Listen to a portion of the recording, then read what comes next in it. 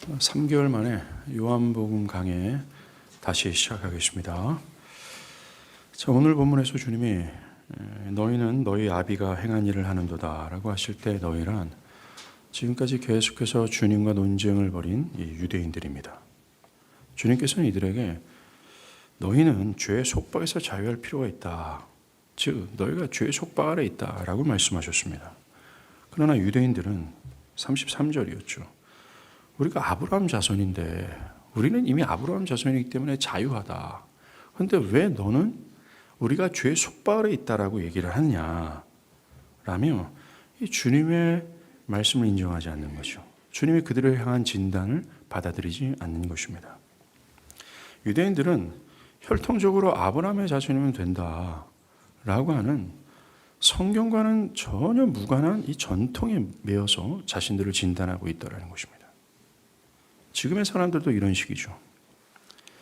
현대 교회 안에 있는 사람들은 자신이 죄의 속박에서 자유한 자다라고 자부합니다.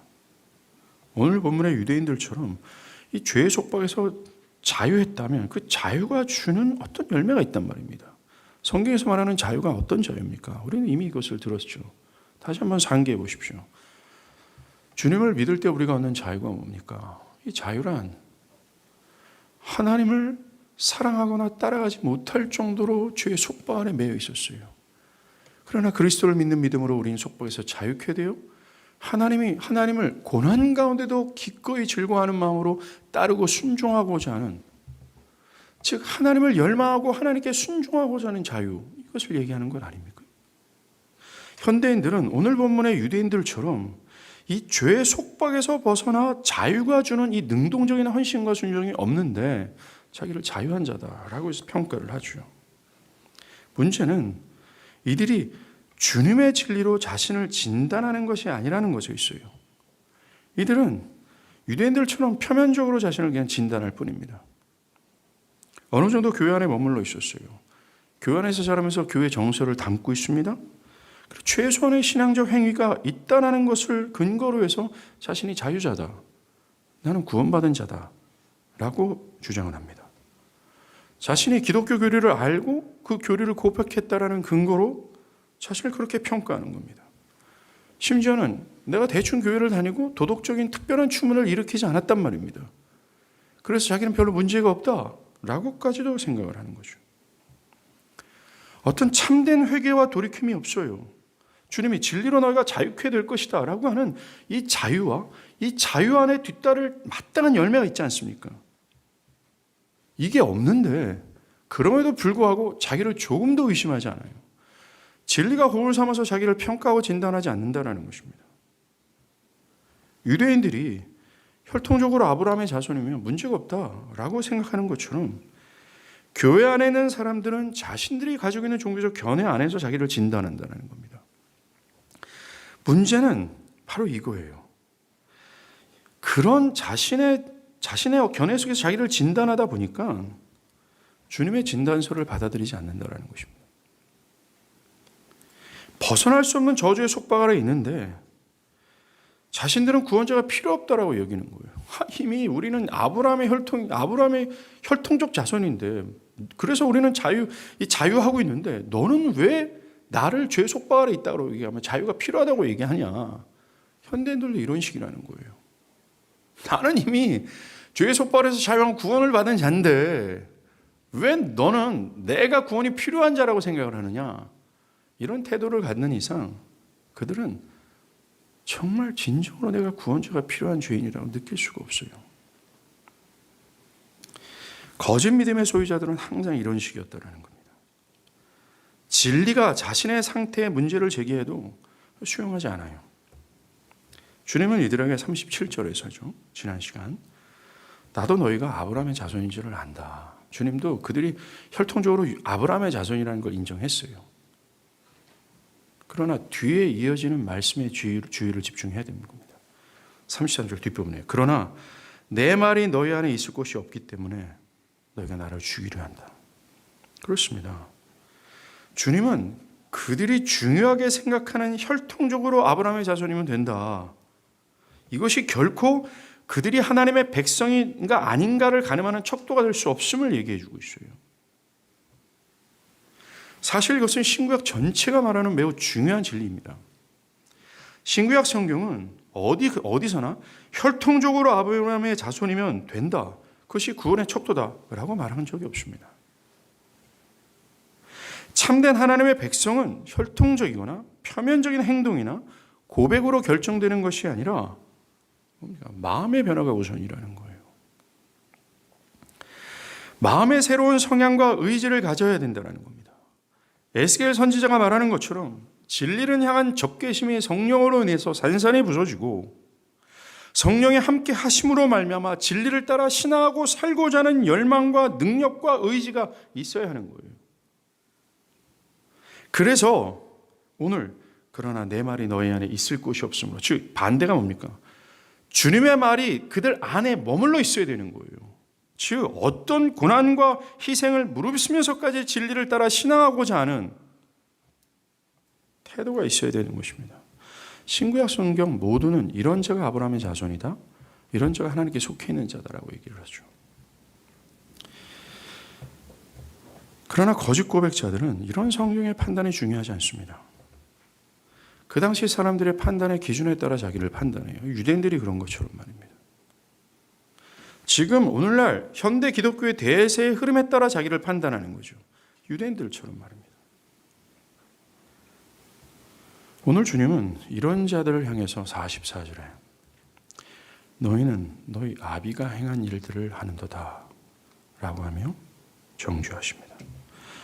여기에서 너희 아비란 결론적으로 44절에서 말하는 마귀예요.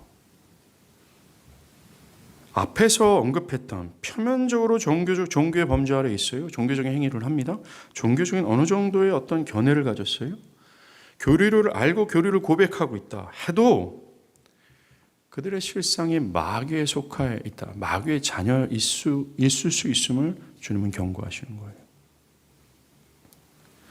이것이 오늘 우리에게 주어진 과제입니다. 즉 유대인과 같은 사람들이 누구의 자녀인가? 그들과 같은 사람들이 누구에게 속해 있는가? 라는 것이죠. 결론적으로 말하면 마귀입니다. 이 마귀에 속한 자들의 첫 번째 특징이 뭐냐면요, 진리에 대한 지속적인 저항입니다. 오늘 본문의 유대인들은 자신들의 진정성을 부정하는 이 주님께 41절에서 우리가 음란한 데서 나지 아니하였다, 아버지는 한 분뿐이시니 곧 하나님이시다 라고 따집니다. 이들이 우리가 음란한 데서 나지 아니했다 라고 하는 말은요, 자신들이 성적 부도덕하면서 태어난 자들이 아님을 주장하는 것이에요. 또한 이것은 예수가 결혼하지 않은 여자에게서 태어난 것을 비꼬면서 자신들의 정당성을 부정하는 예수를 치명적으로 공격하는 것으로 해석할 수 있습니다. 즉 우리는 당신처럼 아버지가 누군지도 모르는 사생아로 태어난 자들이 아니다. 태생적으로 당신과 우리는 다르다. 당신은 우리의 진정성을 부정하는 그럴 자격이 없다. 그들의 진정성을 진단해주는 그 예수를 도리어 크게 저항하고 공격하는 것을 여기서 볼 수 있다는 겁니다. 급기야 오늘 보면 48절에서 예수를 뭐라 그래요? 사마리아 사람이다. 즉 이 정통 유대인들이 사마리아 사람들을 어떻게 생각했어요? 매우 더럽게 생각했습니다. 천하고 더럽고 부패하다 너는 여호와의 총회에 들어오지 못할 귀신 들린 죄인 중에 괴수다 네가 라고 하며 예수를 공격했어요. 사실 이들을 향한 그 예수님의 진정성 있는 진단은 이번에만 있었던 것이 아니죠. 공세기 기간 내내 특별히 요한복음에서 매우 중요하게 다뤘던 주제 중에 하나 아닙니까? 지금까지 예수님은 유대인들과 같은 이 거짓된 믿음, 모호하고도 유선적인 믿음에 대하여 신랄하게 비판하며 그들의 실상을 진단하고 평가했어요. 그러나 유대인들은 단 한 번도 그리스도의 진정한 진단을 받아들이지 않고 저항하고 도리어 공격했습니다. 결국은 십자가에서 예수를 죽였습니다. 사울도 마찬가지였어요. 사도 바울도 마찬가지였습니다. 바울도 이런 거짓된 믿음, 이 진리에서 이탈된 자들을 향해 주님과 같이 경고했습니다. 진리 안에 머물지 않으면서도 자기가 마치 진리를 따라 신앙하는 것 같은 위선적이고 자기를 기만하는 자들을 향해서 맹렬한 비난을 퍼부었어요.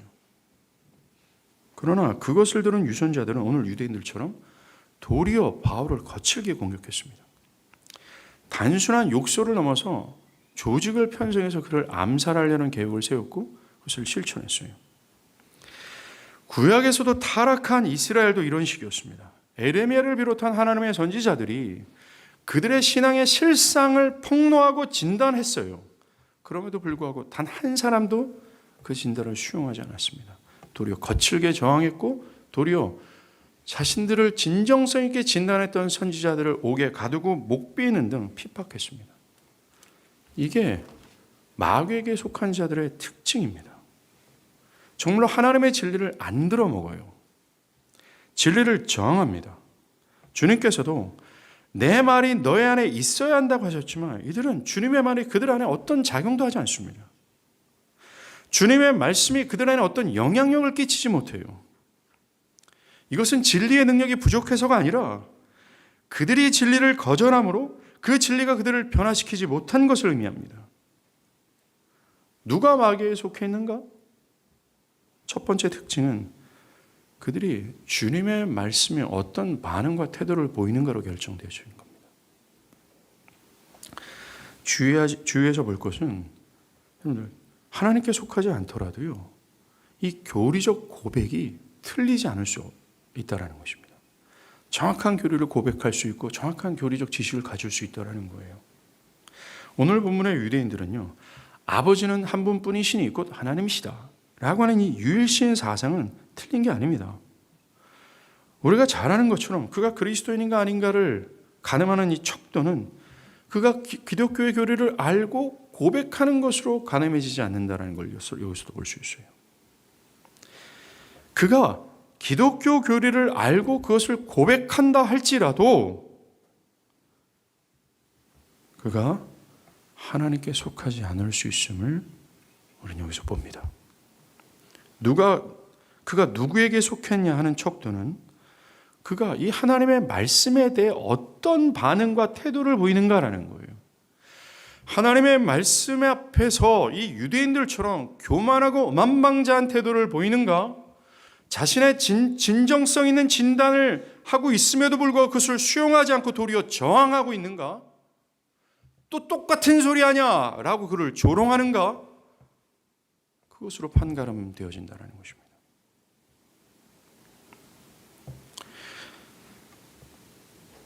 정말 어떤 말씀과는 상관없이 그 말씀을 수용하고 자신의 견해와 생각으로 필터링하지 않는 거죠.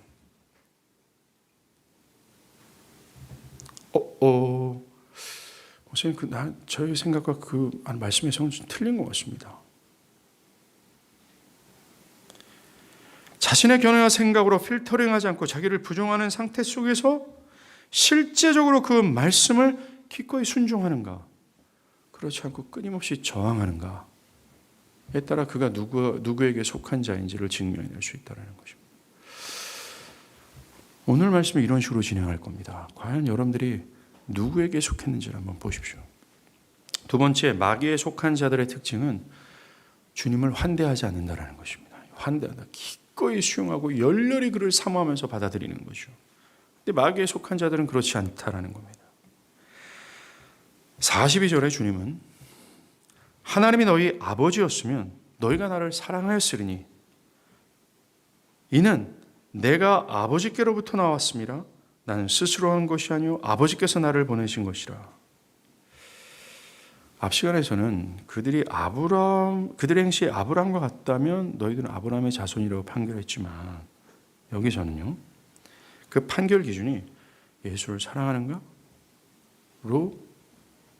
갈라진다는 겁니다. 즉 여기서 예수를 사랑한다는 말은 환대하다, 받아들이다라는 뜻이에요. 즉 그리스도를 환대하는가, 그렇지 않는가가 그가 누구에게 속했는지를 안음하는 척도이다라는 말씀이죠.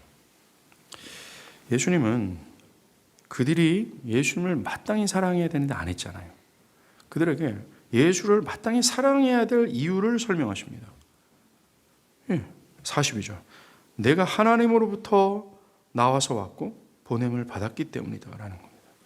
사실 이 말씀을 요한복음 5장 19절부터 주장창 말씀하시는 거 주제예요. 뭡니까? 나는 스스로 온 것이 아니라 아버지께로부터 보냄을 받았다. 즉 예수가 하나님으로부터 보냄을 받았기 때문에 자기가 하는 모든 말과 행동은 자기 임의대로 하는 것이 아니라 뭐예요? 다 아버지께서 하라고 하는 말, 아버지께서 지시한 행동만 할 뿐이다 라는 논리를 계속해서, 그러하기에 내가 말하는 모든 것들은 아버지 하나님의 말로서 진리일 수밖에 없다 라는 말을 강조해 줬어요.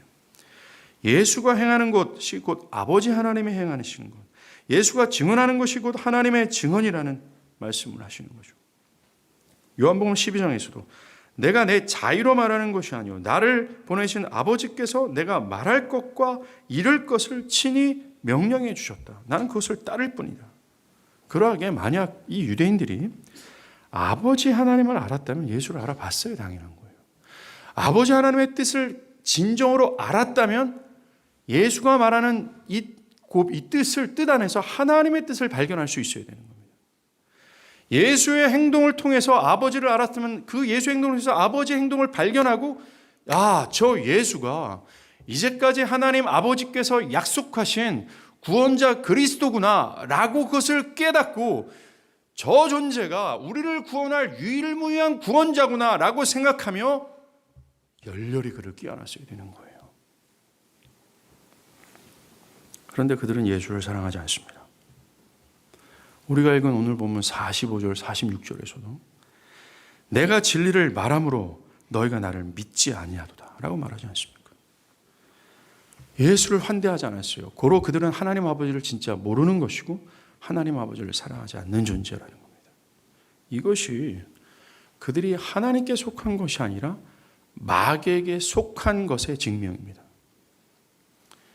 이들이 열렬히 예수를 환영하지 않았다라는 증거는 그들이 아버지 하나님을 알지 못했다라는 증거로서 그들이 하나님께 속한 자들이 아님을 증명하는 셈이에요.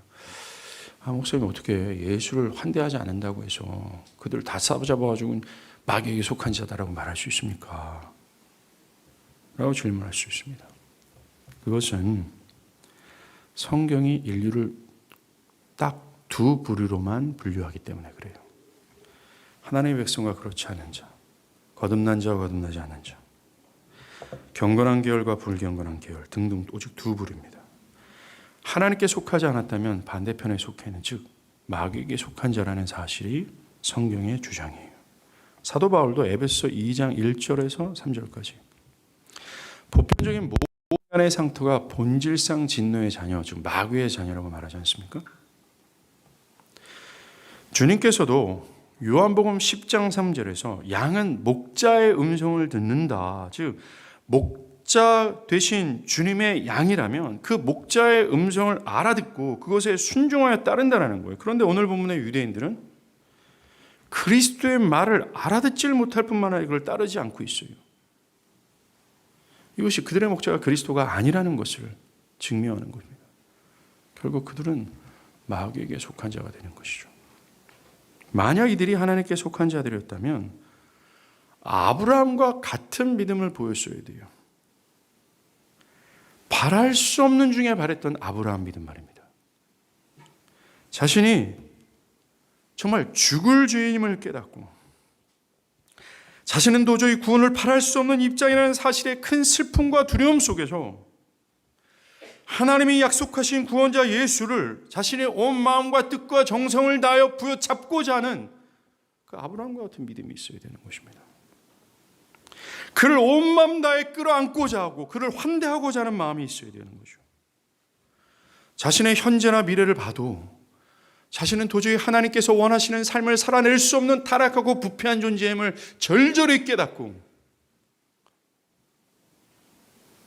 그래서 나는 도저히 바랄 수 없는 죄인이라는 아브라함과 같은 사고 속에서 하나님께서 약속하신 예수를 적극적으로 영접했어야 돼요. 그를 기대하고 갈망했어요.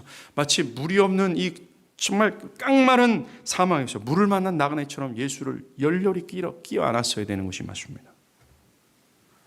현재 교회 안에 있는 사람들이 이게 문제예요. 그들은 자신들 안에 아브라함과 같은 믿음이 있는가를 살피지 않습니다.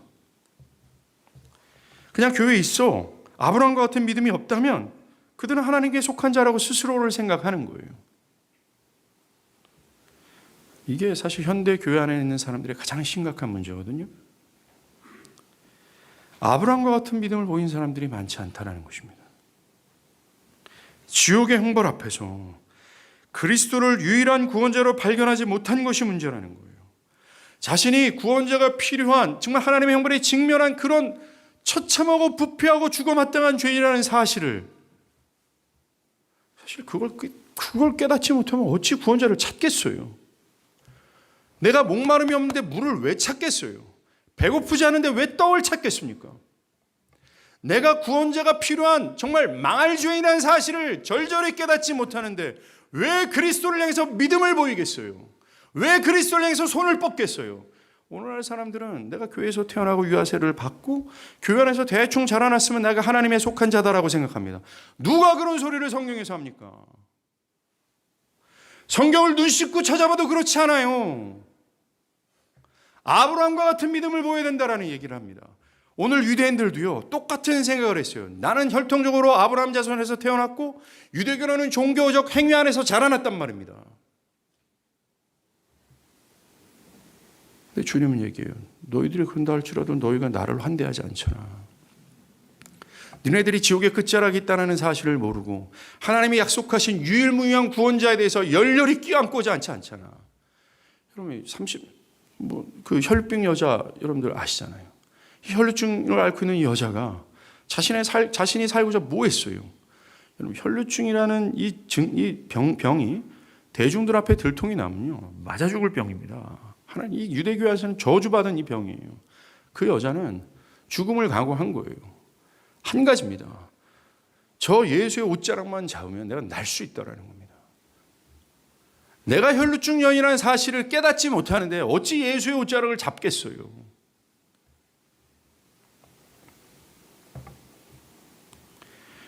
정말 그리스도를 강렬히 원하고 구하고 그분이 아니면 내가 살 길이 없다라고 하는 처절함 속에서 그리스도를 믿었습니까?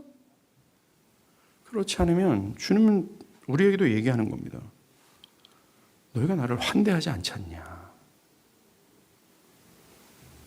마귀에게 속한 자다라는 것입니다.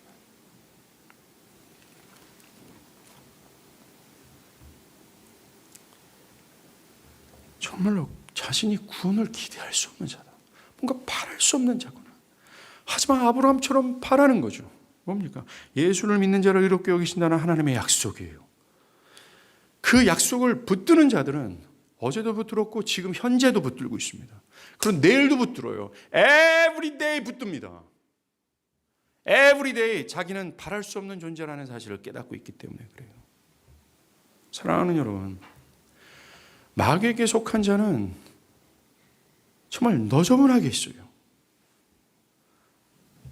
여러분들이 마음속으로 나는 아니다 라고 하는 주장하는 근거가 뭡니까?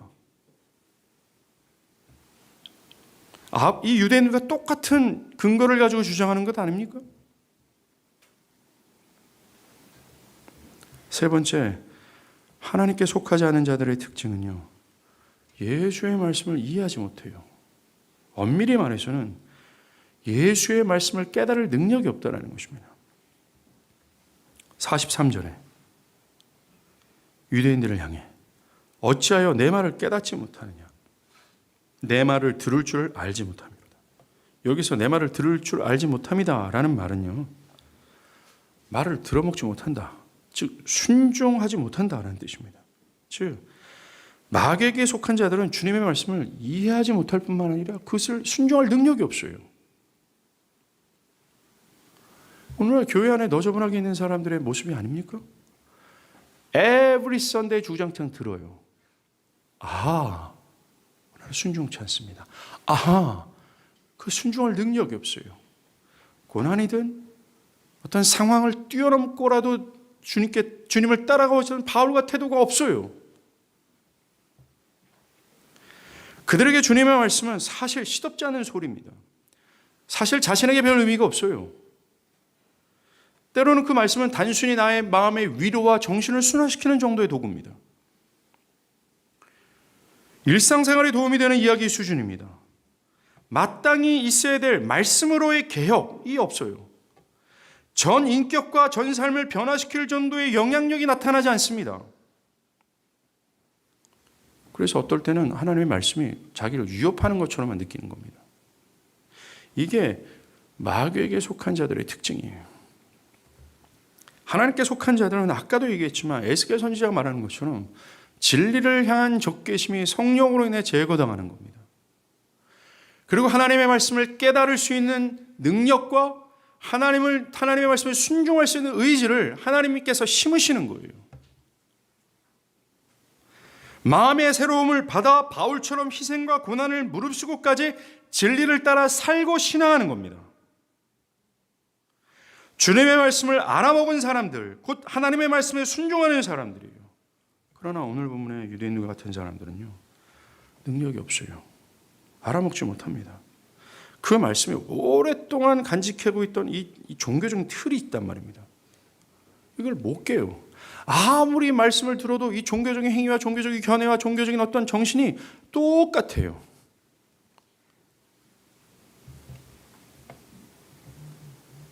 꿈쩍도 않고 화석 같습니다. 주님의 말씀이 사실 어느 정도의 영향력을 못 끼쳐요. 여러분들, 기독교 신앙은 주님의 말씀에 내 견해가 동의하고 그 말씀에 따라 신앙하고 사는 이 실천적인 것까지 이루는 것을 신앙한다라고 얘기하는 겁니다. 진리를 따르고자 하는 순종과 헌신의 실제적인 열매를 낳아요, 신앙은. 적극적으로 주님을 따르고 순종하고자 하는 변화를 가져옵니다. 왜인 줄 아세요? 이 진리는, 다르게 말하면 이 기독교의 은혜나 기독교의 신앙은 사람의 중심처라고 하는 마음의 중심을 사로잡습니다. 이 마음의 중심은 그 인간의 컨트롤 타워로서 그가 선택하고 결정하는 근원이에요. 진리가 장악하는 것은 이 마음의 중심처입니다. 그러하기에 참된 은혜가 이 기능을 사로잡는다면 필연적으로 진리를 따르는 실제적인 삶을 뒤따를 수밖에 없어요. 그가 어떤 행동을 하든 어떤 선택과 결정을 하든 그는 진리를 따르는 삶과 신앙을 선택하고 결정하고 살아갈 수밖에 없습니다. 주님의 말씀이 사람 안에 작용을 한다면 결국 그에게 거룩한 행실의 실천이 나오게 된다는 거예요. 만약에 주님의 말씀이 그들 안에 작용을 했다면 분명히 실제적인 뭐가 나타나야 돼요. 그럴 수밖에 없는 실제입니다. 오늘날 교회에 있는 사람들이 제일 듣기 싫어하는 말이 이거 아닙니까? 사람들은 기독교의 은혜를 한순간의 마음의 동요, 어떤 흥분, 어떤 카타르시스, 시원케 됨, 이런 정도로 여겨요. 수련회다, 어떤 성경 공부다, 어떤 영적인 경험을 통해서 시원케 된 경험을 해요. 그러면 그는 내가 은혜를 받았다라고 얘기를 합니다. 근데 문제는 그 진리나 그 은혜가 그의 중심처를 사로잡고 마땅히 실제적으로 남는 열매가 없다라는 거예요.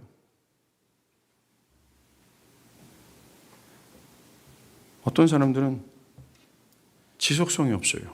이 기독교 신앙이 굉장히 독특한 것 중에 하나가요, 지속성입니다. 여러분들의 생명은 지속해서 세포를 분열하잖아요. 똑같습니다. 기독교 신앙의 생명도 끊임이 없어요. 그런데 이들은 왔다 갔다 합니다. 주님의 말씀이 어떤 효력이 나타날 수밖에 없다는 것을 인정하지 않고 한때 어떤 동요, 한때 어떤 시원함을 은혜라고 여기는 거죠. 만약 여러분이 매주일 선포되는 말씀을 듣고 그 말씀이 여러분의 내면에 작용을 하지 않고 있다면, 또 실제적으로 순종하고 있지 않다면 여러분은 아직 하나님께 속한 자가 아닙니다. 그 말씀이 내면에 개혁을 주지 않았다면 아직 그리스도인이 아닙니다. 그것이 여러분에게 그저 경건의 모양만 만들어주는 것까지만이라면 아직 그리스도인이 아닙니다. 주님의 말씀이 주를 기뻐하도록, 그래서 죽기까지 주께 복종하고자 하는 마음을 일으키지 않는다면 바울처럼 아직 여러분들 하나님의 자녀라고 결정 내리면 안 됩니다. 자신의 견해에 아무런 충돌이 되지 않으면 주님을 따르고 자신의 나의 견해에 충돌이 되는 것은 안 따르고 하는 것이라면 그리스도인이 아니에요. 47절에서 주님이 분명히 말씀하잖아요. 한번 47절 보세요. 하나님께 속한 자는 하나님의 말씀을 듣나니 너희가 듣지 아니하면 하나님께 속하지 아니하였기 때문이다. 주님은 누가 하나님의 속한 자인가 마귀에 속한 자인가 척도는 말씀에 순종하느냐 그렇지 않느냐라는 거예요. 51절에서 오늘 본문의 마지막 절이잖아요. 주님 매우 클리어하면서 매우 강력하게 선언하십니다. 진실로 진실로 너에게 이르노니 사람이 내 말을 지키면 영원히 죽음을 보지 못하리라. 그럼 진실로 진실로라는 이 어근은요, 영원불멸의 이 확고부동한 진리다라는 것을 강조할 때마다 사용하는 어구거든요. 그렇습니다. 주님은 누가 그리스도인인가, 누가 하나님께 속한 자인가 그렇지 않는가, 말씀에 순종하는가 그렇지 않는가도 판가름한다라고 얘기합니다. 현대 기독교인들은요, 이런 부분에 대해서 현찮게 듣습니다. 사실.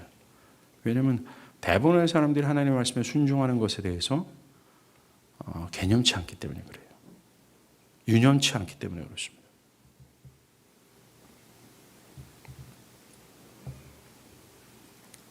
주님은 우리가 앞에까지 이런 사람들을 향해서 앞에 얘기했던 이런 사람들의 44절에서 분명하게 말해요. 너희 아비가 마귀다 라고요. 지금까지 언급했던 모든 유대인들이 마귀에게 속했다라는 뜻입니다. 그들의 행실과 마음의 의도와 욕구가 마귀와 쏙 닮았다 라고 하십니다. 우리가 마지막으로 볼 이 마귀에 속한 자들의 특징이 이겁니다. 그들의 마음의 틀, 의도, 욕구가 마귀와 닮았다라는 거예요. 44절 중간에 너희 아비의 욕심대로 너희가 행하고자 하는구나. 그래서 욕심은 욕망입니다. 즉 마귀의 욕망대로 행하고자 한다. 그렇다면 마귀가 끌리는 욕망이 뭘까요? 마귀가 갖고 있는 마음의 모든 의도의 근원이 뭘까요? 그것은 이어지는 말씀 있잖아요. 처음부터 살인한 자여 이는 거짓말장이요 거짓의 아비이기 때문이라는 이 말씀이 들어있어요. 사실 이거는 창세기 3장에 온 인류를 죄에 빠뜨려 죽음으로 인도했던 그 사건을 겨냥한 말씀입니다. 창세기 3장으로 돌아와 보죠. 마귀는 첫 인간에게 이렇게 얘기합니다. 하나님이 참으로 너희에게 모든 동산의 나무 열매를 먹지 말라 하시더냐라고 질문해요. 이 질문 틀렸죠. 하나님은 동산 중앙의 나무의 열매 요거만 먹지 마. 다른 건 다 먹어도 돼. 이렇게 말씀했어요. 마귀는 거짓말로 여자에게 하나님의 명령이 좀 지나치다. 너무 통제적이고 독재적이다라는 인상을 거짓말로 심어줬습니다.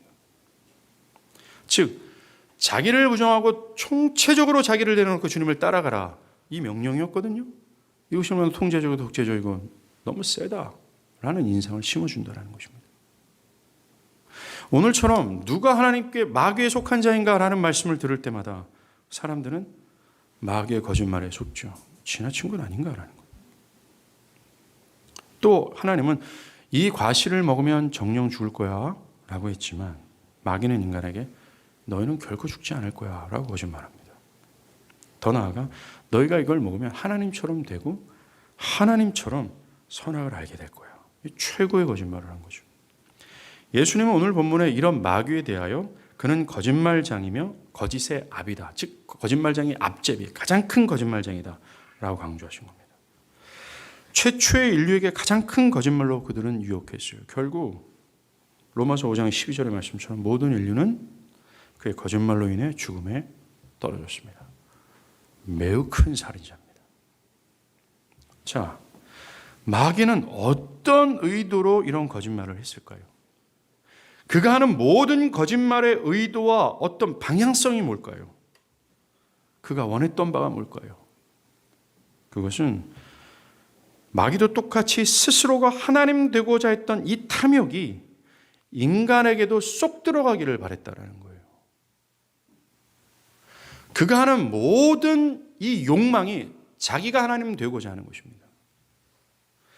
인간에게도 이런 똑같은 탐욕이 들어가 하나님이 아니라 마귀를 자신들의 하나님으로 섬기기를 바랬던 거예요.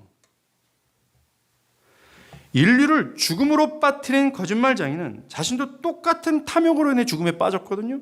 이사야서 14장입니다. 너 아침의 아들 계명성이여 어찌 그리 하늘에서 떨어졌으며, 마귀를 향해서 얘기하는 거예요. 너 열국을 엎은 자여 어찌 그리 땅에 찍혔는고. 네가 네 마음에 이르기를 내가 하늘에 올라 하나님의 뭇별 위에 내 자리를 높이리라. 내가 북극 지폐 위에 산 위에 앉으리라. 가장 높은 구름에 올라가 지극히 높은 이와 같아지리라 하는도다. 마귀는 상당히 영광스럽게 창조된 원래 선한 천사였습니다. 그들은 영광을 입었고 또한 하나님의 명령에 복종함으로 하나님을 영화롭게 해야 될 입장이었었어요. 그러나 그들은 하나님과 같아지고자 하는 욕망을 품었습니다. 말도 안 되는 교만이죠. 이 마귀적 욕망이 그에게 속해 있는 자들이 가지고 있는 욕심 욕망이에요. 즉 너희의 아비는 마귀다. 너희가 마귀에 속해 있다. 즉 마음의 틀과 의도와 욕망이 마귀와 쏙 닮아 있다라는 것. 예, 맞습니다. 끊임없이 자기를 하나님으로 주장하는 거죠. 자신의 견해를 진리라고 믿고 하나님의 뜻은 온데간데 없어요. 자신의 견해를 따라 삶으로 자기만을 영화롭게 하려 하는 탐욕이 그것이에요. 마귀에게 속한 자들의 특징이 이겁니다. 끝도 없는 교만과 자기중심성이에요. 자기중심과 자기고집이라는 겁니다. 자기 욕심에 이끌리고자 하는 마음과 마음의 의도예요. 세요, 한마디로. 강박한 마음, 딱딱한 마음을 가지고 있다라고 얘기를 하는 겁니다. 44절 후반부에 있는 말씀처럼 마귀의 자녀들은 진리를 안 따라요. 마귀처럼 자신의 견해와 정신에 매우 충실합니다. 44절에 뭐라 그래요? 진리에 서지 못하고 거짓을 말할 때마다 자기 것으로 말한다고 얘기하지 않습니까? 예, 그들은 그들의 모든 삶엔 자신의 견해와 정신에 매우 충실합니다. 하나님의 말씀이 없어요. 자기의 견해와 일치가 되면 예수를 따르고 충돌이 되면 안 따라버려요. 오늘날 교회 안에 있는 사람들의 모습이 그거 아닙니까? 맞으면 가고 아니면 관둬요. 고습도 아니고 못 먹어도 고인데 자기 신경 건드려주고 자기 견해와 충돌하면 나 이거 안 할 거야 라고 얘기하고 있어요. 그래도 된다는 의식이 꽉 뭉쳐 있습니다. 마귀와 똑같아요. 자기 것으로 말한다라고 얘기하는 겁니다. 대부분의 그들의 말과 모든 자기를 진단하는 모든 근거는 하나님의 말씀이 아니라 자기 생각이에요. 자기 경험치입니다. 지금까지 우리가 살펴본 것이 마귀에 속한 자들의 특징이에요. 주님은 거침없이 이들에게 너희 아비는 마귀다. 좀 무서운 말씀 아닙니까? 나름대로 종교적이었고 도덕적인 사람들을 향해서 겨냥한 거예요. 정말로 이 경고는 현대 교회 안에 있는 종교적이면서 도덕적인, 즉 유대인들처럼 자기를 하나님에 속한 자라고 자부하는 자들을 겨냥한 겁니다. 내가 과연 하나님에 속한 자가 될 수 있을까? 하나님의 자녀가 될 수 있을까? 내가 자격이 없는데 슬피 우는 자들을 겨냥하는 게 아니에요.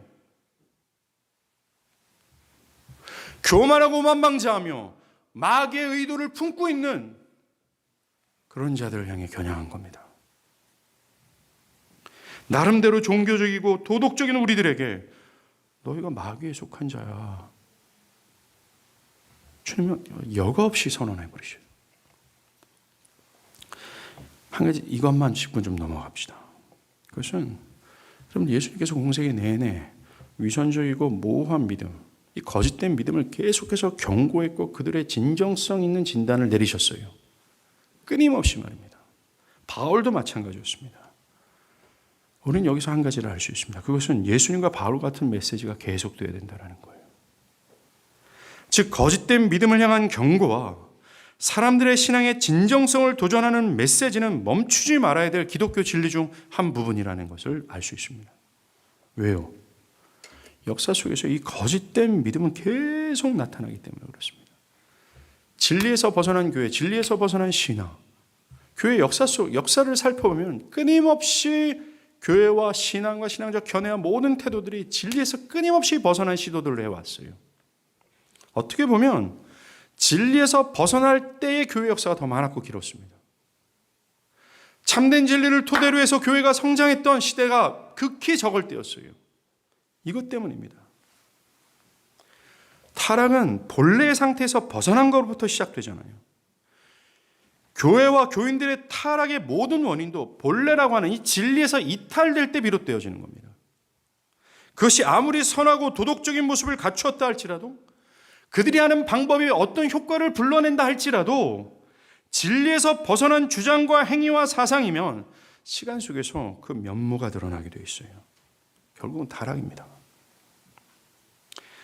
마귀가 그럴듯한 거짓말이었어요. 매우 설득력 있는 거짓말이었습니다. 타락이 그런 것처럼 인간의 죄성은 자꾸만 이 본래의 상태에서 벗어나고자 하는 욕망으로 꿈틀거려요. 이 본성은 역사 속에서 여실히 증명되어 있어요. 교회 역사는요, 기독교 진리에서 끊임없이 벗어나고자 했던 역사의 기록입니다. 진리에서 벗어난 신앙, 진리에서 벗어난 구원, 믿음이라는 거죠. 종교개혁은 다른 게 아니라 이 상태를 폭로했던 거예요. 결국 그 폭로 속에서, 즉 예수님과 바울과 같은 메시지를 통해서 개혁이 일어났습니다. 즉 진리로 다시 돌아왔던 거죠. 그럼에도 불구하고 종교개혁 이후에도 인간의 죄성은 끊임없이 이 진실의 상태에서 벗어나고자 하는 욕망으로 꿈틀거립니다. 나 자신과 주변을 한번 보세요. 자꾸만 이 진리와 부합하는 삶과 신앙을 불편하게 생각하고 그것으로부터 벗어나고자 하는 욕망들이 보이지 않습니까? 만약에 진리와 부합한 삶과 신앙을 할 때 뭔가 억울하고 손해가 뒤따를 것 같은 두려움이 여러분들을 사로잡지 않습니까? 마귀가 처음에도 그런 것처럼 지금도 하나님께서 동산 모든 과일을 먹지 말라고 했더냐?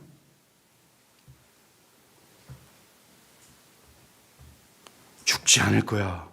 하나님 너무 과도한 분 같다라고 생각하도록 거짓말하고 너에게 최적화된 신앙이 맞는 거야 라고 거짓말합니다. 그래서 죽었어요. 또 죽으면 안 되지 않습니까? 그래서 예수님과 바울과 같은 메시지는 오늘날에도 계속돼야 됩니다. 정신을 차리게 해야 될 메시지가 필요하면 그 메시지는 계속돼야 돼요.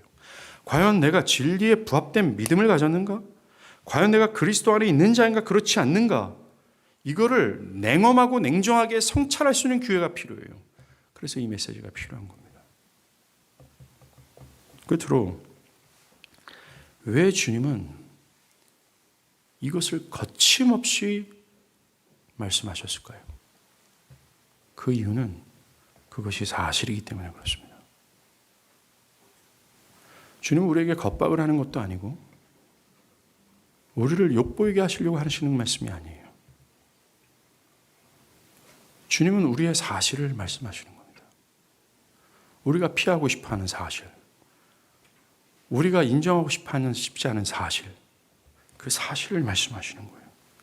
그렇다면 왜 그 사실을 말씀하시는 걸까요? 단순히 그래 너희들은 안 되는 놈들이야 라고 말씀하시기 위해서일까요? 그렇지 않습니다. 선하신 하나님, 긍휼과 자비가 풍성하신 하나님은 우리에게 우리의 사실을 말씀하시는 이유는 사랑 때문에 그래요. 우리가 회개하고 돌이키라는 것입니다. 단 한 번도 예수 그리스도는 마귀에게 속한 모든 자들을 향해 부르실 때 포기하고자, 우리를 어떤 욕보이고자 그런 어떤 우리 사실을 지적하지 않으셨어요. 회개와 돌이킴을 목적으로 하셨습니다. 여러분, 하나님은 인간이 처음 타락할 때도 그러셨어요. 아담이 타락한 직후에 하나님은 나타나셔서 아담을 찾으세요. 아담아, 아담아, 네가 어디 있느냐라고요. 하나님은 분명히 아담이 어떤 범죄를 저질렀는지 모르시는 분이 아니었습니다. 그런데 그때 하나님은 아담아, 아담아, 네가 어디 있느냐라고 말씀하시는 거예요. 이 말씀은 아담의 진실을 지금 폭로하시는 것입니다. 아담아, 네가 어디 있느냐? 너는 지금 나를 반역했구나. 너의 먼지됨을 망각하고 하나님 되고자 했구나. 너에게 완전한 행복을 준 나를 반역하고 헛된 행복을 꿈꾸고자 하는구나. 마귀의 거짓말에 속았구나. 그는 너에게 거짓말을 함으로 너를 영원한 죽음으로 떨어뜨렸구나. 아담아, 아담아 하면서 그들의 상태를 거침없이 그들의 진실을 말씀해 주시는 거예요. Why?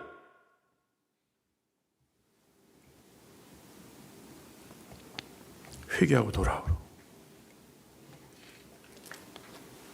이와 같아. 지금도 하나님은 아담아 아담아 네가 어디 있느냐라고 말씀하세요. 그 첫 아담과는 그 간절함의 강도가 전혀 다릅니다. 왜요? 주님은, 하나님은 이제는 십자가라는 확성기를 통해서 우리를 부르시고 계세요. 십자가 위에서 아담아 아담아 네가 어디 있느냐라고 말씀하세요. 마귀에 속하여 마귀에 속한 줄도 모르고 뻔뻔하고 교만스럽게 살아가는 너희가 아담아 아담아라고 부르세요. 하나님은 이 마귀에게 속한 자들을 위해서 아들을 내어주셨습니다. 폐역하고 교만한 피조물을 위해서 아들을 대속물로 주셨어요. 하나님 이제 십자가를 통해서 우리의 모든 상태를 폭로하시면서 우리를 부르시는 겁니다. 누가 손길을 뻗을 거예요? 누가 하나님의 사랑의 손길을 뿌리칠 것이고 누가 손길을 잡을 겁니까? 답은 여러분들이 합니다. 기도하겠습니다.